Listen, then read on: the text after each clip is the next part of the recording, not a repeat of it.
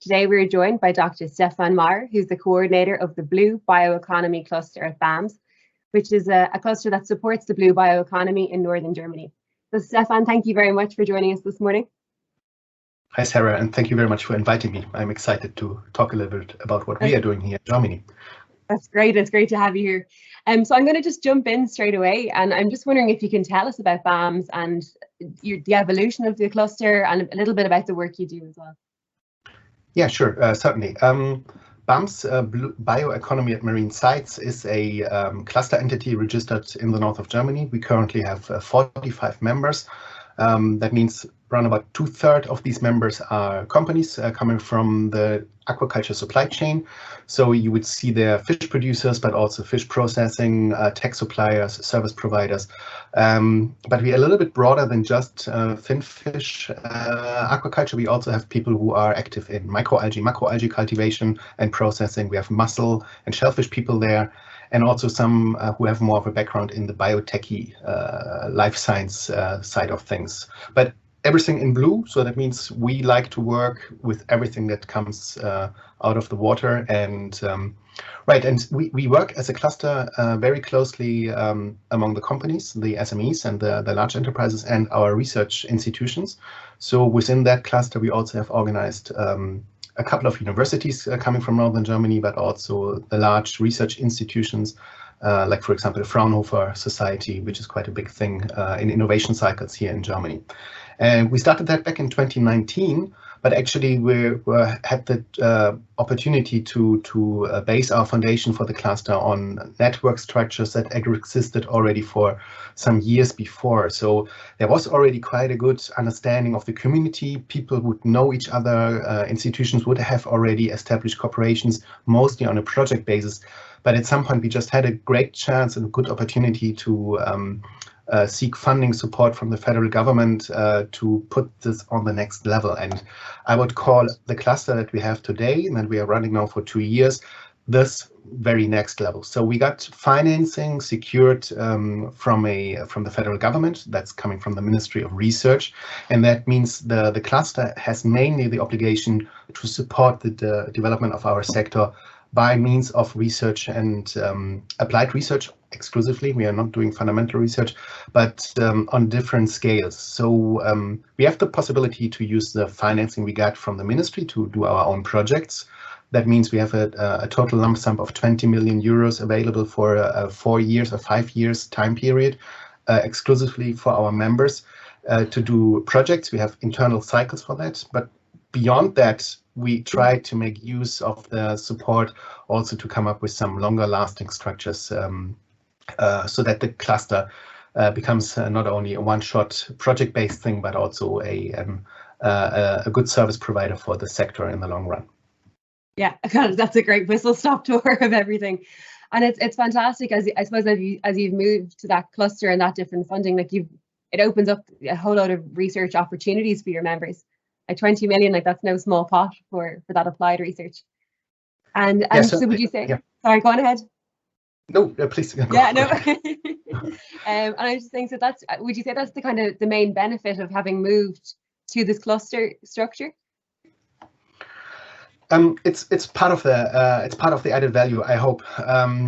My impression is the majority of our members already before the existence of the cluster were excelling in doing really good projects. But probably you know that as well. It can be very time consuming to seek public funding support mechanisms to write grant applications and these kind of things.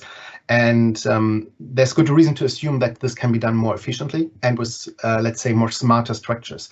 And that's where we want to position the cluster, so that we help our members not only to seek the project, but also that we, so to say, steer by support of a strategic agenda that we as the members of the cluster develop, that we steer it into a given direction. And then we can usually just justify the research work that our members would like to do based on this agenda. We say, okay, this project fulfills a component of the agenda here, and therefore this needs to be implemented sooner or later to some extent.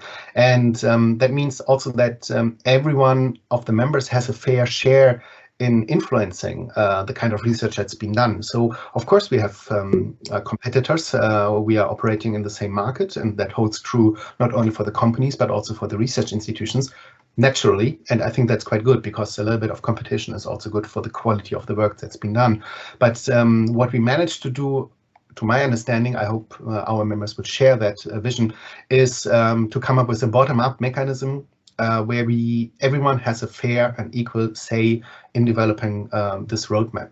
And usually what we're doing is, that was of course before the restrictions of the Corona crisis, we would just gather, we would just meet and have either topic related matchmaking workshops and like really intense think tank kind of sessions, or we would make a broad one where we would just gather all together, and that's easily then 150 to 200 people, and then go through different exercises of where do you stand today, where do you see further need, what can you contribute as a institution or as a company, and then we would bang that together in a visual form and also in a structural form that is digestible, not only for us but also for I would say also even for the general public. Yeah, because it's a big space, isn't it? So if you can break that down for everybody, that works. And I think what you're really doing is you're kind of giving a voice to nearly every member, and every member then is included in shaping how the cluster operates and how the sector, or the direction of the sector for the future. So it's something that individuals mightn't be able to do by themselves. So it's incredible. And is there any other sort of kind of benefits to being a member? So you have this research, and then you come together a lot. So there's probably a lot of forum for discussion and for sharing innovations as well, is there? Yeah, exactly. That's right. So what we do offer as a service for the members, it's kind of like a parent service. We help them to showcase the innovation work that they have been doing, and so that holds true for products coming out of projects, but also for other informal work. We call that, for example, best practices in blue bioeconomy. Another one that I also really like, we just kicked that off because we are not that old yet, but so that's in the development now, is that we try to develop something like an early phase startup accelerator program. It's not going to be, or currently it's not as big shot as one of the large commercial accelerator programs, but it's really one that is focusing around young teams of people with innovative ideas in our sector. And it's mostly trying to support good incentives to just give it a try.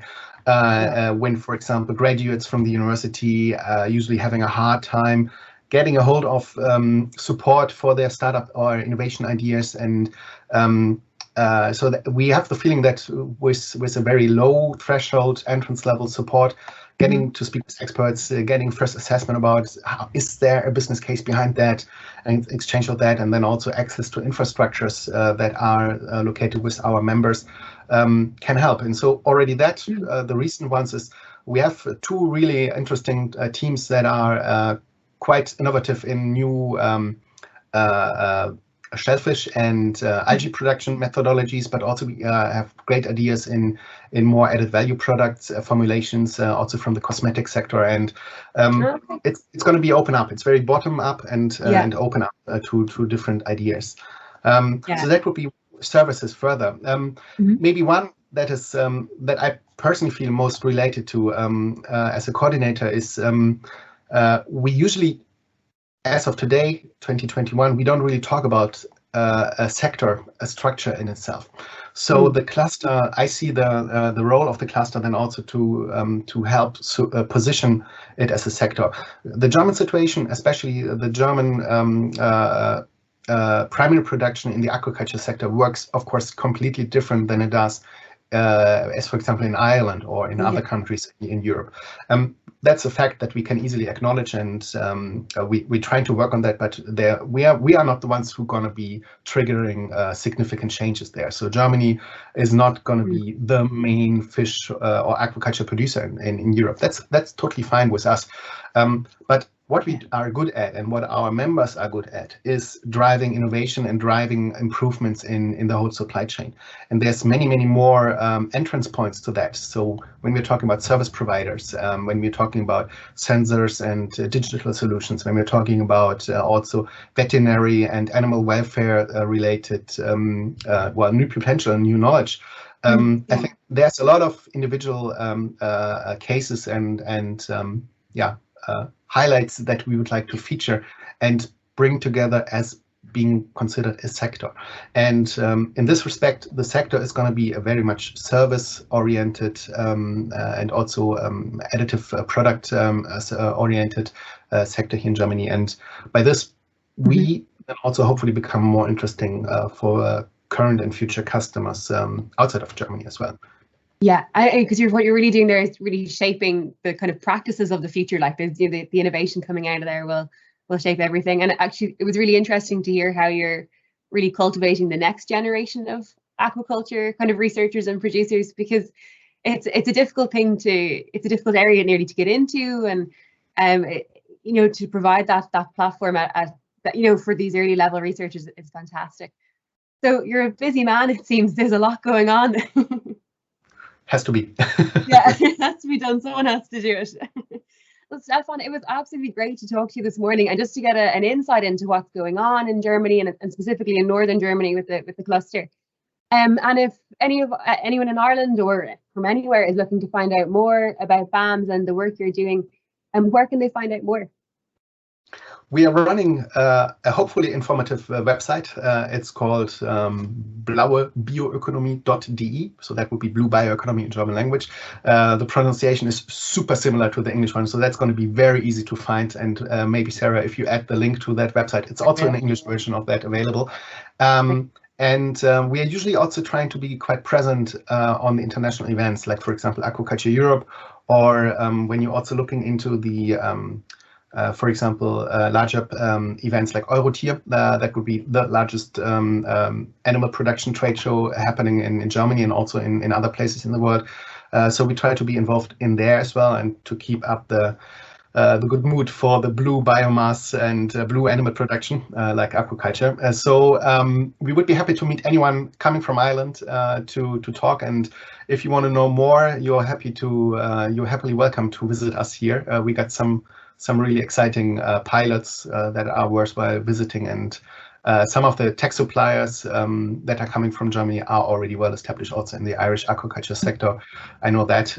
So whenever you have the next time the opportunity to talk to one of your suppliers from Germany, you might just want to pop in and ask them if they are already members in our cluster, and that would be a huge favor you could do for us to push them. Absolutely. That's great. And what we'll do is we'll add all those details to the website as well.